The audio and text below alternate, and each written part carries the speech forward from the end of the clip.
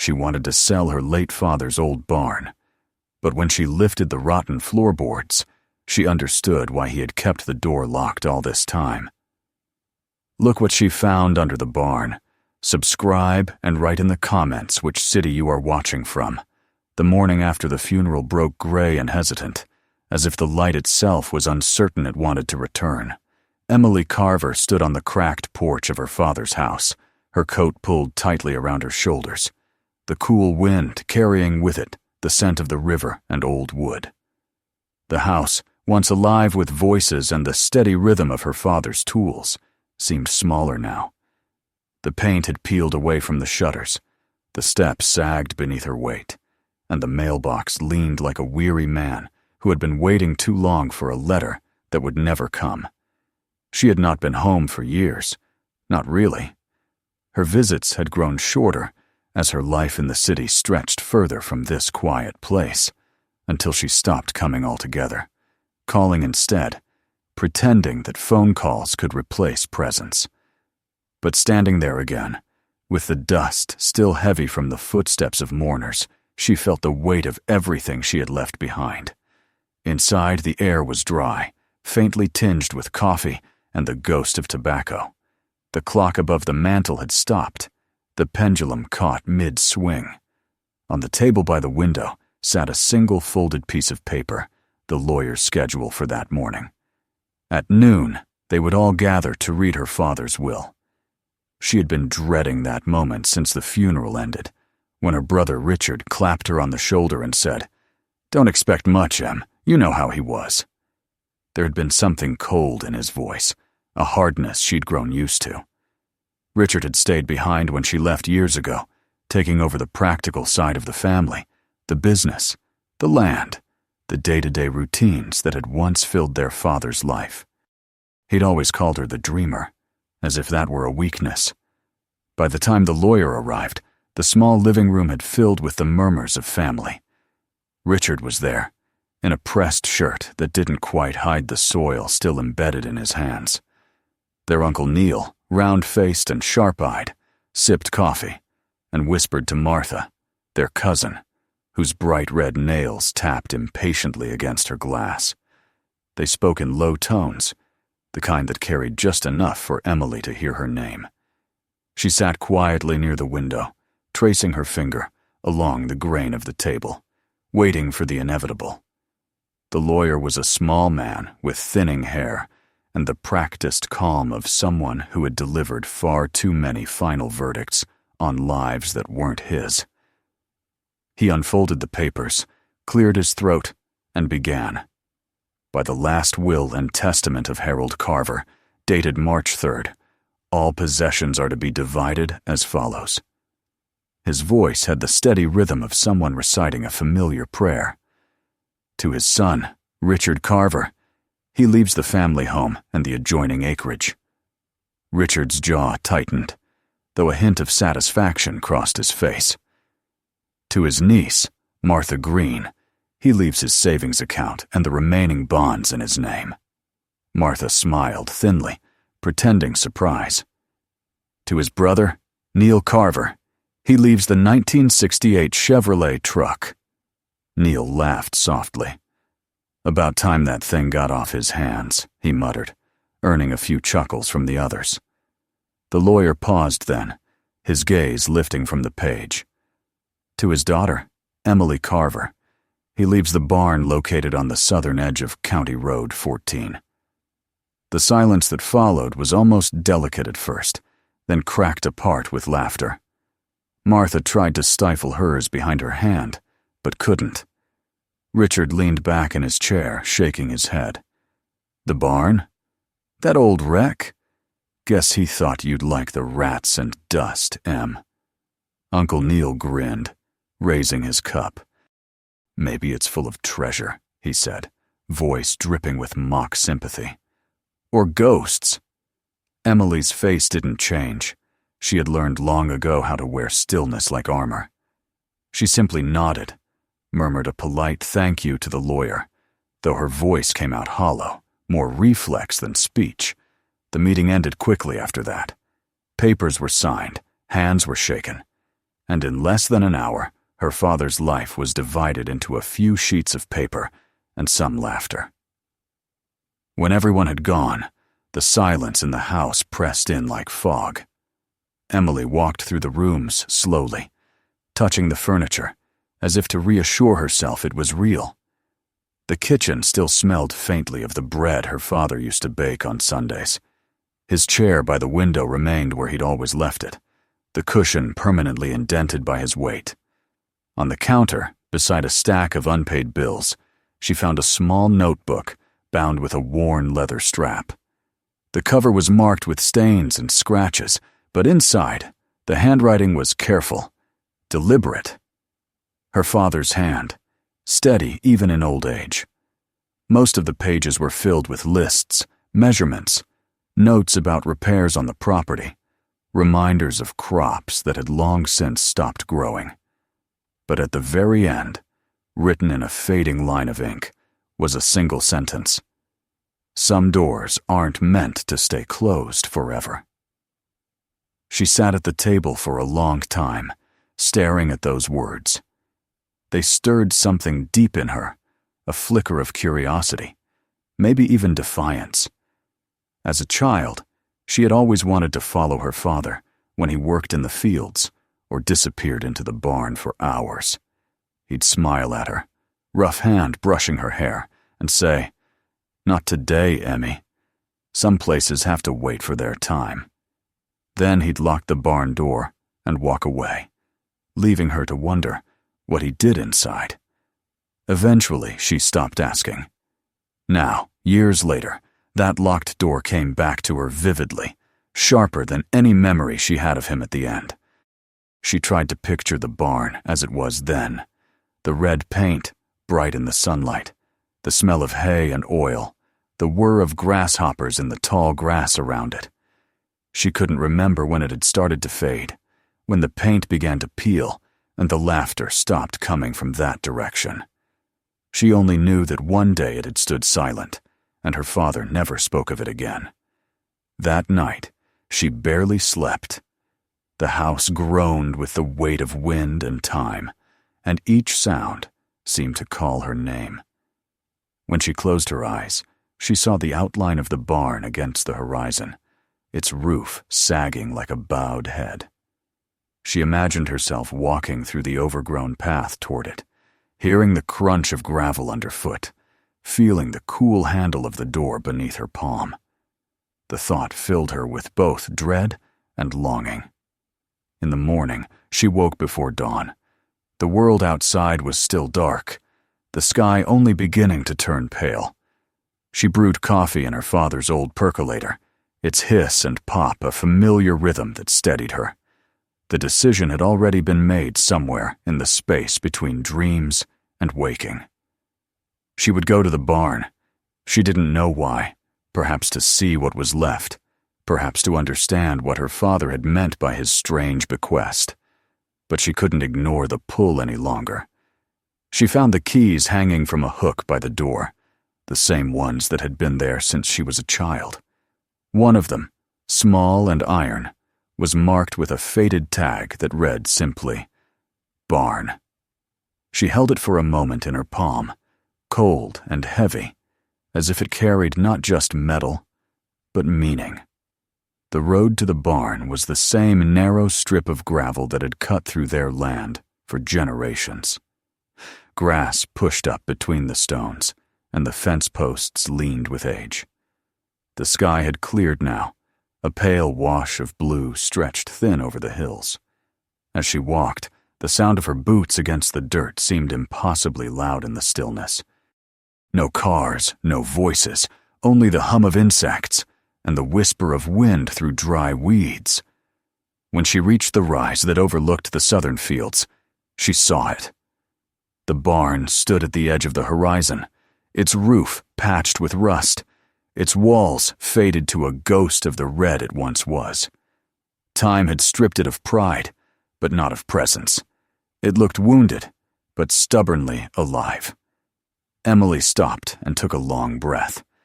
She thought of her father again, how his shoulders had stooped in his final years, how his hands had trembled when he tried to lift a cup, and yet his eyes had always held a quiet determination.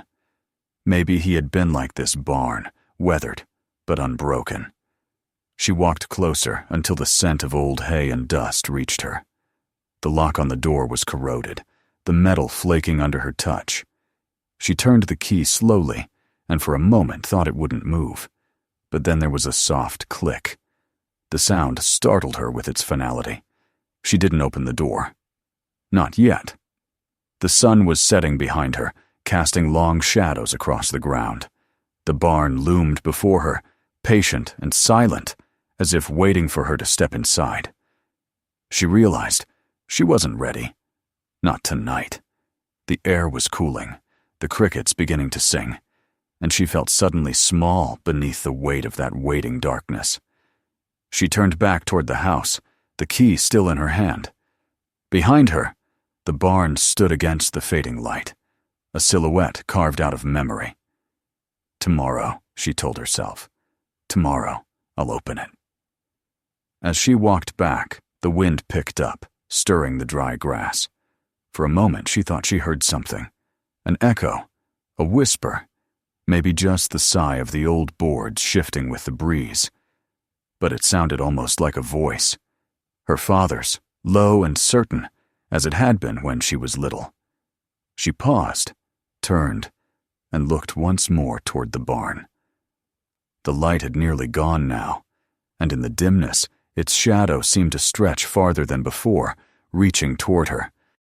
When she finally reached the porch, night had fully fallen. She set the key on the table beside the lamp and sat for a long time without lighting it. The dark around her felt less like emptiness and more like anticipation, the kind that hums softly just before something begins. She thought again of the will, the laughter, the careless dismissal in her brother's voice. They believed she had been left with nothing. Perhaps they were right. Or perhaps, she thought, as the wind brushed against the windows, her father had given her something far heavier than any of them could carry. A secret, sealed beneath years of dust, waiting for her to find the courage to face it. She rose, finally, and went to bed, the key still gleaming faintly under the moonlight that filtered through the window.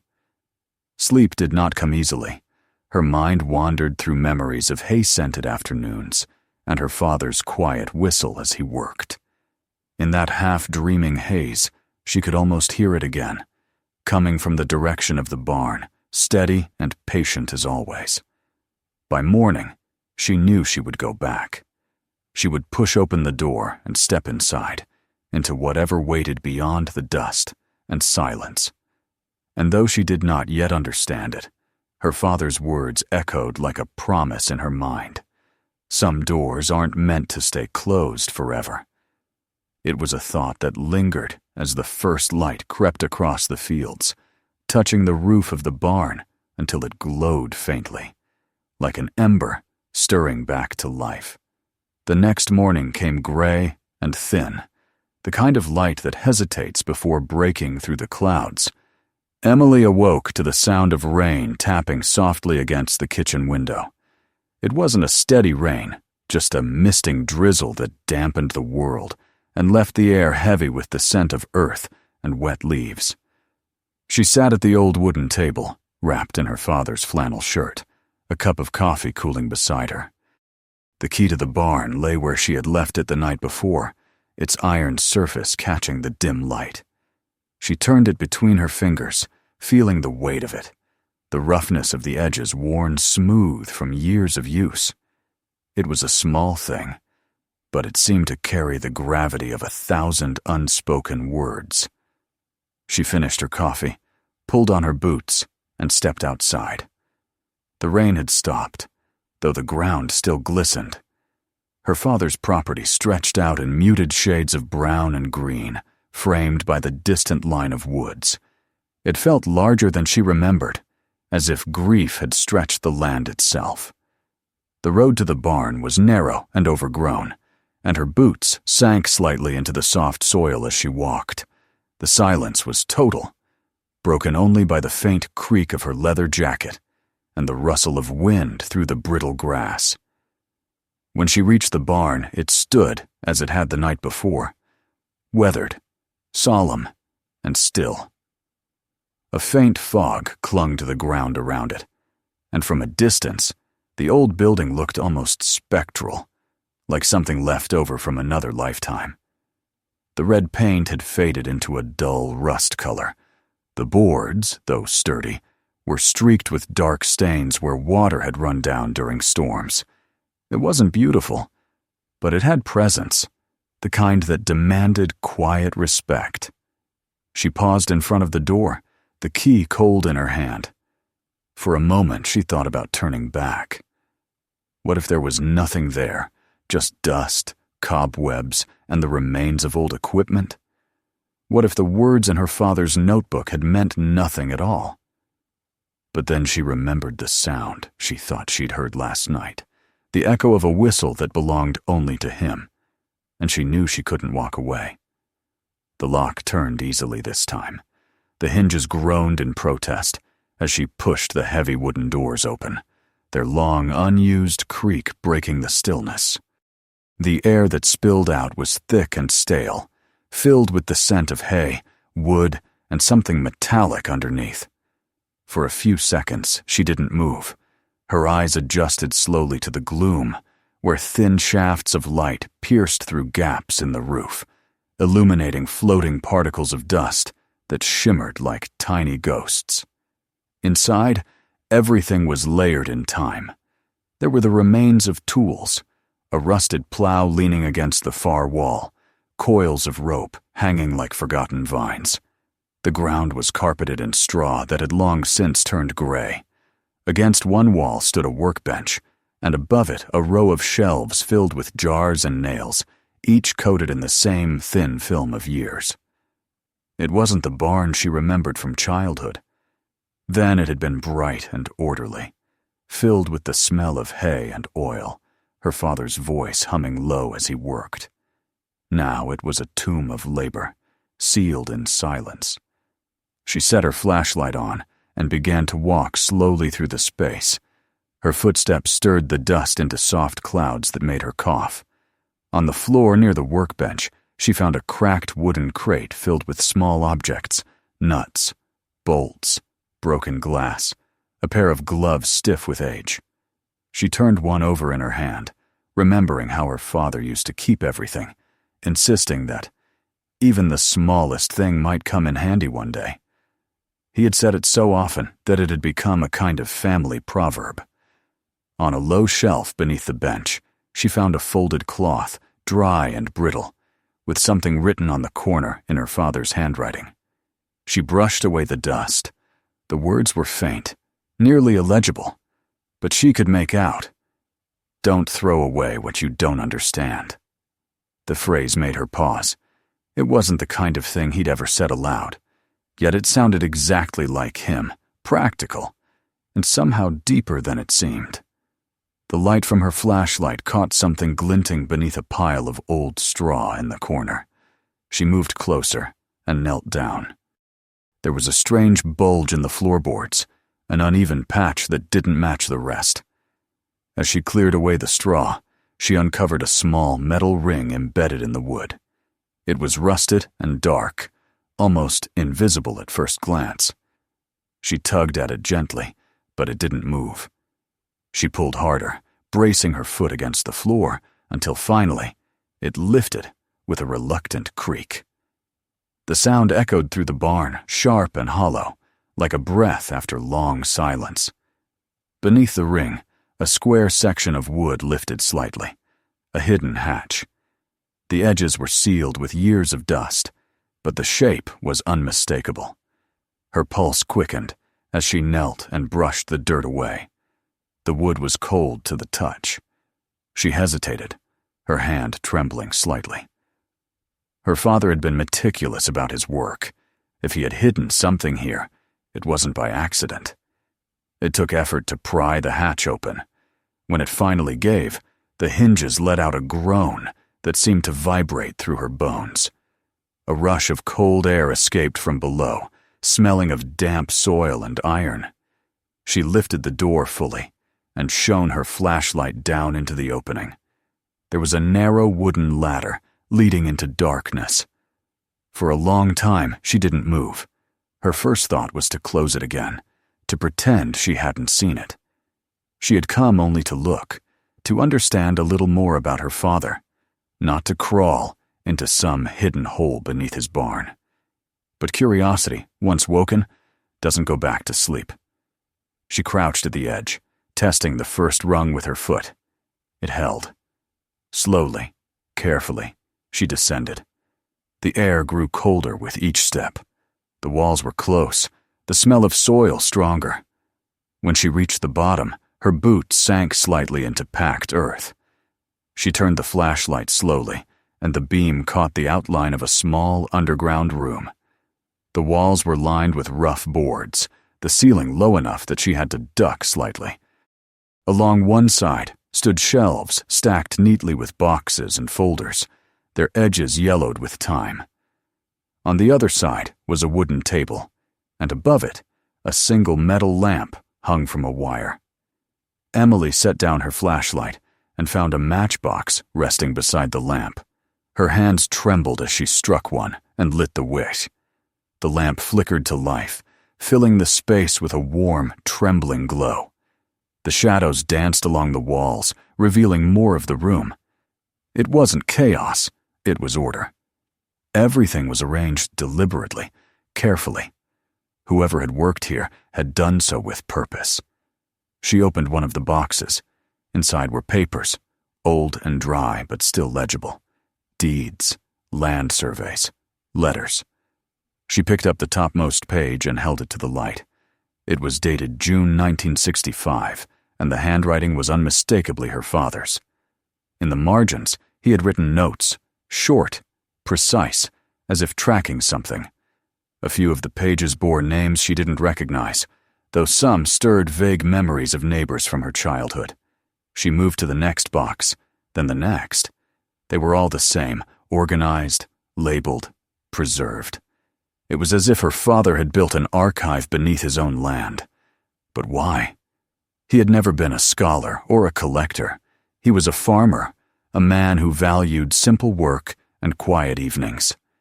And yet here was a hidden room filled with documents, as though he'd been guarding something. Her gaze drifted to the far wall, where a large map was tacked up, corners curling slightly. She stepped closer. It was a map of the county, hand-drawn and marked with dozens of red crosses and circles. Each one had a name written beside it: Jenkins, Carter, Owens, Reed. The names sent a chill through her. Many of them belonged to families who had disappeared from the area when she was young, their houses sold or burned, their farms turned into empty fields. She touched one of the marks lightly, tracing it with her finger. There was something both meticulous and desperate in the way it was drawn. Her father had been keeping track of what, she didn't yet know. A faint noise startled her, the soft creak of the boards above, as if the barn itself had shifted. She froze, listening. Nothing followed. Only the slow drip of water somewhere in the dark. Still, she felt a tremor of unease. This place was not meant to be disturbed. But she couldn't stop now. She moved back to the table and noticed a small object, half hidden beneath a pile of papers. A tin box, sealed with a simple clasp. Inside it, wrapped in wax paper, was a collection of black and white photographs. She held them up one by one, old images of farms, houses, men standing beside tractors, women holding children. Each was labeled in neat handwriting on the back. Reed Farm, before sale. Owens property, winter of '68. The faces looked solemn, uncertain, unaware that they were being preserved for something larger than their own small stories. Her eyes fell on one photo near the bottom of the stack. It showed her father standing in front of this very barn, years younger, his hair dark and thick, his face set in a half-smile. Beside him stood another man, tall, wearing a suit, unfamiliar. Behind them, the barn door was open, and for a moment, She thought she could see the faint outline of this very hatch, slightly ajar. She set the photo down carefully. Her heart beat faster now. Whatever her father had been doing here, it wasn't simple nostalgia. It was something deliberate, perhaps dangerous. The lamp flickered, and she realized how late it had grown. The world above her felt distant, unreachable. She took one last look around the boxes, the map, the lamp that hummed faintly in the silence, and then she climbed the ladder back to the surface. When she emerged, the air felt brighter, the barn less oppressive. She closed the hatch gently, brushing stray straw over it, as though tucking the secret back to sleep. The sunlight was slipping through the cracks now, painting the dust in gold. She stood for a long time in that light, listening to the faint hum of wind against the walls, her thoughts tumbling and restless. By the time she stepped outside, the rain had returned, light and cold. She pulled her jacket tighter and looked once more at the barn. It seemed different now, not merely old, but alive with meaning. Her father's presence lingered there, not as memory, but as intention. As she walked back toward the house, she turned the words from his notebook over in her mind. Some doors aren't meant to stay closed forever. Now she understood what he had meant. He hadn't been talking about regret or forgiveness or even death. He had been talking about truth and the courage to open it. And though she didn't yet know the full shape of what she had found beneath the dust, she knew one thing with absolute certainty. Her father had hidden this place for a reason, and that reason was waiting for her to uncover it. The next few days passed in a blur of restlessness. Emily could not stop thinking about what she had seen beneath the barn, the map, the names, the boxes of papers, and above all, the careful order of it all. It was too intentional to be a mere collection of old documents. Her father, she now realized, had built that secret room for a purpose, not to hide junk, but to protect something. Every time she closed her eyes, she saw that map with its red crosses bleeding across the county, each one representing a story buried in silence. The air of the house seemed heavier now, as though the walls themselves had absorbed her unease. At night, she lay awake listening to the wind press against the windows, her father's words echoing in her mind. Some doors aren't meant to stay closed forever. On the third morning, unable to endure the stillness any longer, she returned to the barn. The sun was just rising, brushing the fields with a pale gold light that did nothing to soften the chill in the air. Her breath came out in small clouds as she approached the building. The key turned easily, and the smell of hay and earth enveloped her again, familiar now, but still unsettling. She crossed the floor, brushed away the straw, and opened the hatch. The ladder creaked as she descended, the wooden rungs cold under her hands. The air in the underground room was cool and dry. The lamp still hung where she had left it. Its wick burned low. She lit it again, the soft glow chasing away the darkness. The place looked exactly as before, yet she sensed something different. Perhaps it was only her understanding that had changed. She moved to the table and began examining the boxes more closely. One was filled entirely with legal documents, deeds of sale, purchase agreements, and tax records, some dating back nearly 70 years. Many bore the same company name, stamped in fading ink at the top Northway Development.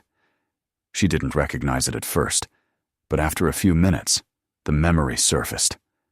When she was a child, there had been talk in town about a construction firm buying up farmland to build factories and housing tracts. Her father had called it the beginning of the end and had refused to sell. She traced her fingers over the company's logo on one of the documents, feeling the faint embossing.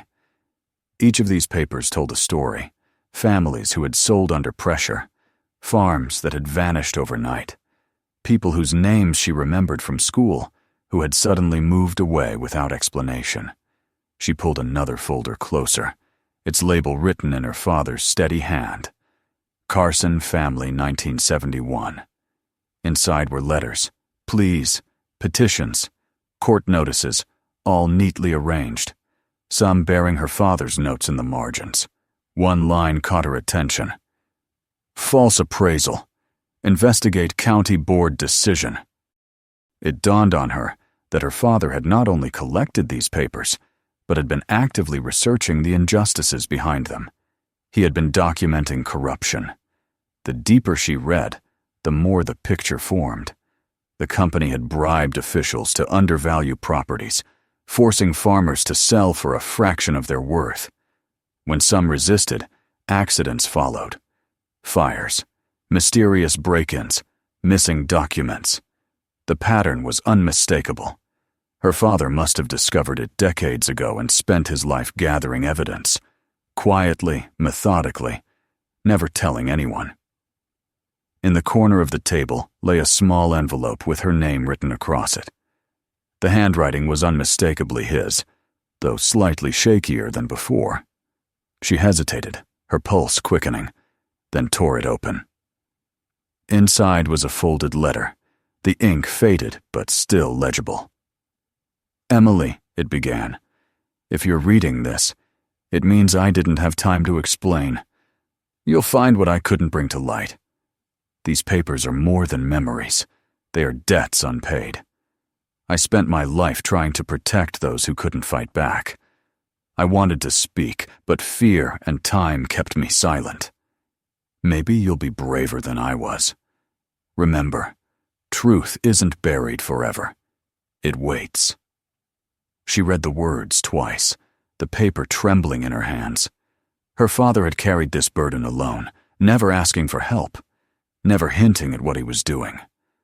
All those nights when she'd heard him leave the house, thinking he was walking off his grief or working late, he had been down here, sorting through the sins of others.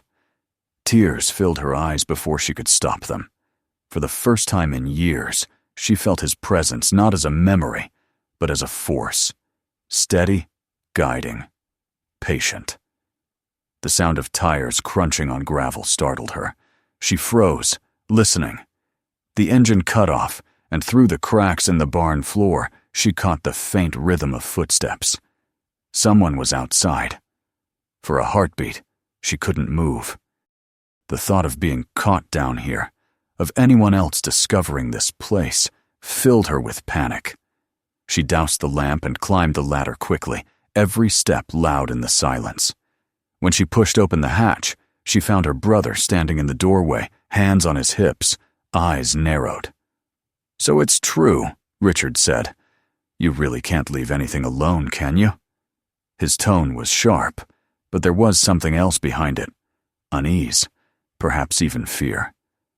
Emily brushed the dust from her clothes and met his gaze. "You shouldn't be here," she said quietly. "I could say the same to you," he shot back. "People are talking him. They say you're digging up old junk, trying to make Dad out to be some kind of hero. You're going to embarrass all of us." Embarrass? She felt a spark of anger flare through her. He was trying to protect people. He kept records proof of what they did.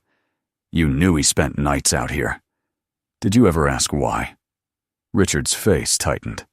I asked. He told me to mind my own business. So I did. Because I trusted him. And because I thought he'd lost his mind. He ran a hand through his hair, pacing. Do you know what it'll look like if you start waving those papers around now? Half the town's families have ties to that company. You'll drag everyone through the mud. They already buried enough truth in it, she said, her voice low but steady. He didn't build that room for nothing, Richard. He built it for me to find. Her brother stopped pacing and looked at her for a long moment. The silence between them stretched, filled only by the faint groan of the barn's old beams. Then he shook his head. You always had to turn everything into some crusade, he said softly, almost sadly. Just let it go, Em. He's gone. Let him rest. But she couldn't. She watched him leave, his footsteps fading into the distance until the engine of his truck started and disappeared down the road. The stillness that followed felt heavier than before. She leaned against the wall, breathing slowly, the dust thick in the air. He didn't understand, maybe he never would. But she knew now that silence was the very thing her father had fought against. That night, she returned to the barn again, driven by a mix of grief and determination. The wind outside had picked up, rattling the roof. Inside, the air was dry, the smell of dust almost comforting. She lit the lamp once more and sat at the table, her father's letter beside her. She began sorting through the paper systematically, photographing each one with her phone, making digital copies in case something happened. The lamp's light flickered across the walls as she worked, casting her shadow over the map, merging her presence with his. As the hours passed, the silence took on a strange intimacy. She could almost hear her father's voice guiding her, reminding her to label things properly, to note every date. Each discovery brought new clarity, letters to local officials that had never been mailed, drafts of articles he had tried to write, witness statements signed but never filed. He had done everything alone, fearing what might happen if anyone knew. Sometime past midnight, she came across a folded newspaper clipping wedged between two folders. It was from the local press, dated 30 years ago. The headline read, "Tragic fire destroys Coleman farmhouse, no survivors." She remembered that fire. She had been a child then. Everyone had said it was an accident, a lantern tipped over, nothing more. But written in her father's hand across the edge of the clipping were the words, "Not accidental. Same week Northway purchase approved." Her stomach tightened. It was one thing to suspect corruption. It was another to realize that people had died for it. The wind howled outside, and the lamp's flame flickered. She pressed her fingers to her temples, trying to absorb it all. The scale of what her father had uncovered was overwhelming. This wasn't a few bad deals. It was a pattern of deceit and violence that had spanned decades, and now she was the only one who knew. By dawn, she could no longer sit still. She gathered several folders into her bag, locked the hatch behind her, and stepped out into the morning.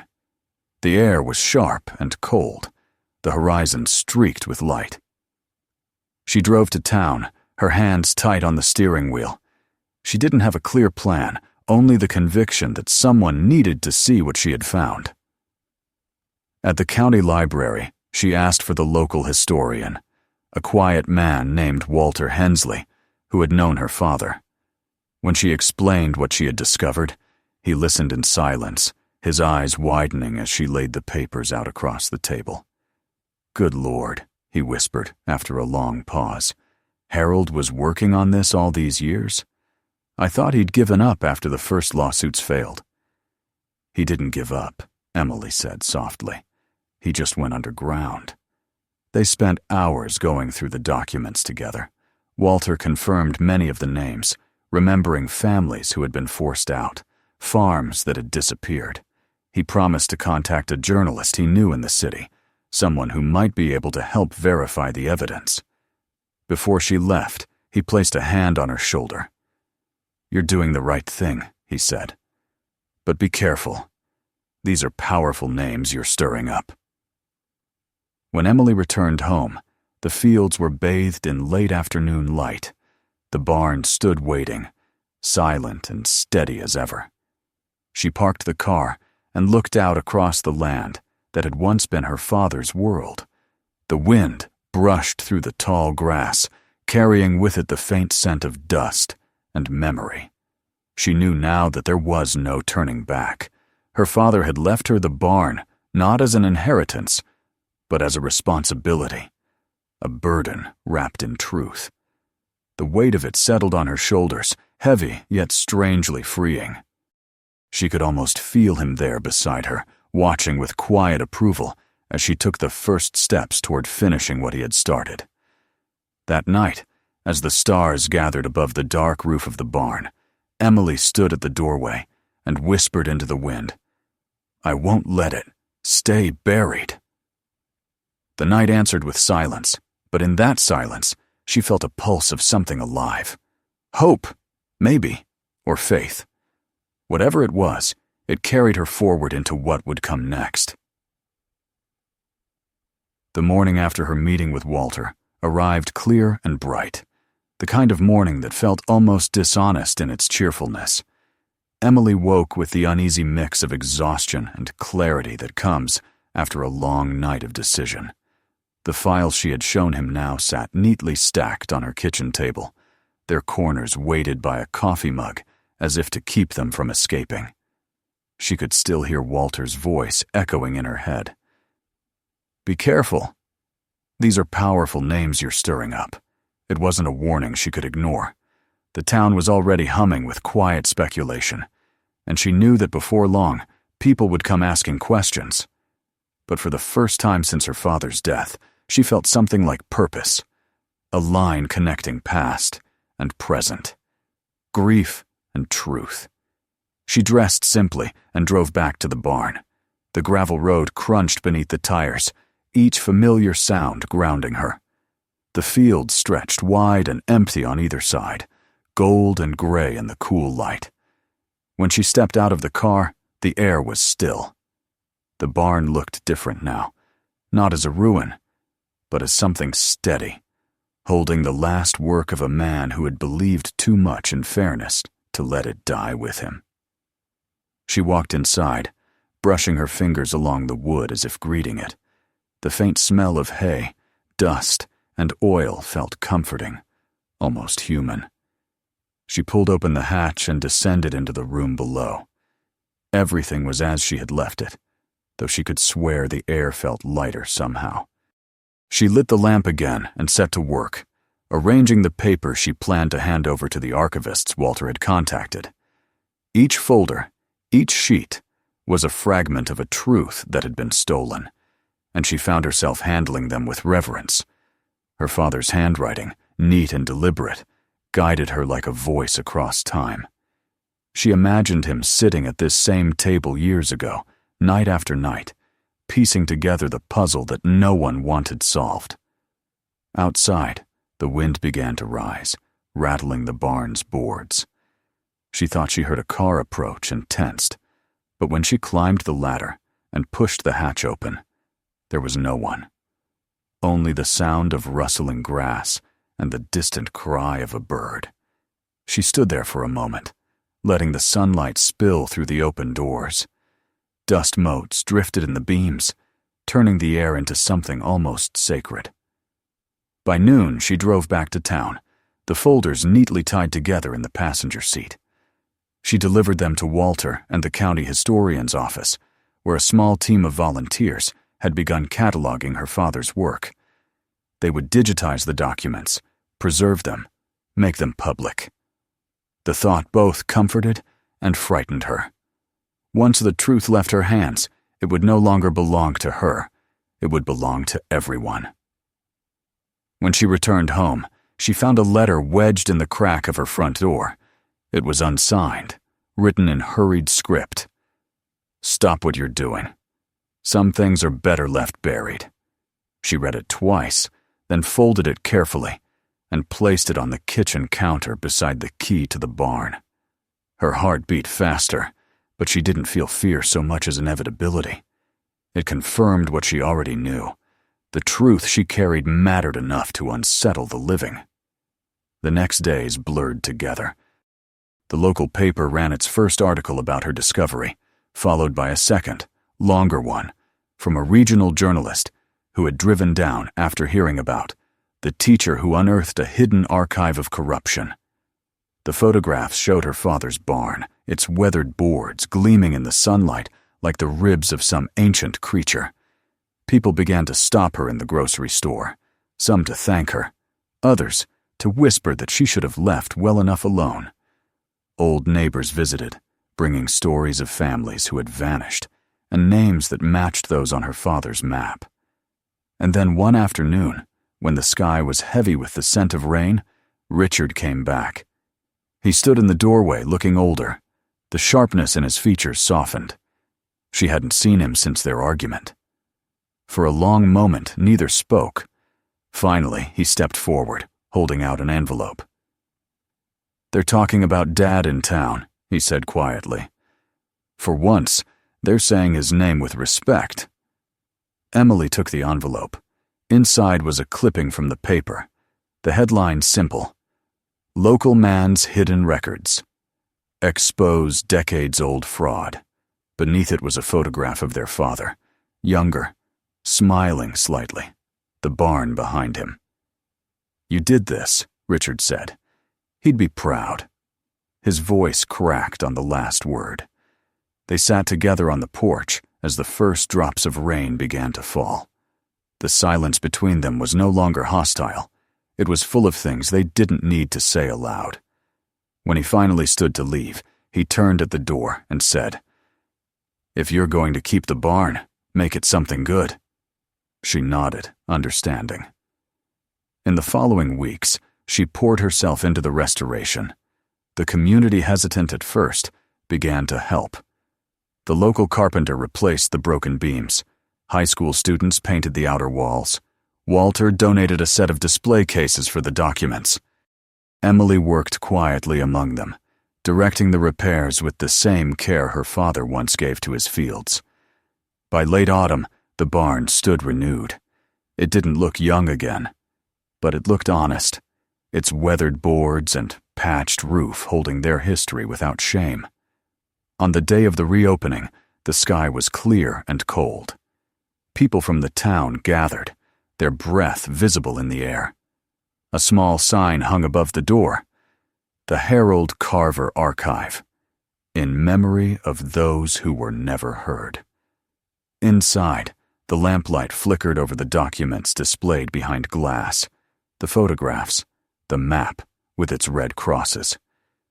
Emily stood by the entrance, greeting visitors, listening as they whispered the names on the walls like prayers. When the crowd thinned, she stepped outside and looked across the fields. The horizon was washed in gold, the sun sinking low. The wind carried the smell of hay and rain, and for the first time in years, she felt at peace. The past no longer felt like a weight, pressing her down, but like soil rich enough to grow something new. As twilight deepened, she walked back inside the barn one last time. The lamp's glow touched the old beams, and for a moment she could almost see him there, her father, sitting at the table, writing, the corners of his mouth turned in that quiet smile he rarely showed in life. She stood there in the stillness, letting the memory hold her. When she finally turned to leave, she paused at the doorway. The last light of day streamed through the cracks in the wood, painting bright lines across the floor. It was as if the barn itself was breathing, exhaling the secrets it had kept for so long. She reached out and touched the wall, feeling its warmth under her palm. "Now everyone knows," she whispered. "It's not hidden anymore." The sun dipped below the hills, and the barn glowed softly in the fading light. From a distance, it looked almost new again, not because time had erased its scars, but because truth had made them part of its beauty. The wind moved through the open fields, scattering the last of the dust, carrying with it the faint echo of her father's voice, steady, certain, alive in the silence he had left behind. Emily stood there until the first stars appeared, the night gathering gently around her. She knew that tomorrow she would come back, as she always had, not out of obligation, but out of belonging. This was no longer a place of loss. It was a place of light, of memory, of truth. And as she closed the door behind her, the golden cracks of the setting sun faded into darkness, leaving the barn standing firm against the wind. A quiet monument to a man who believed that even in dust and silence, the light would always find its way through. If this story moved you, don't forget to subscribe and stay with us for the next ones. Watch more stories on the channel and share this video with someone who loves a good story.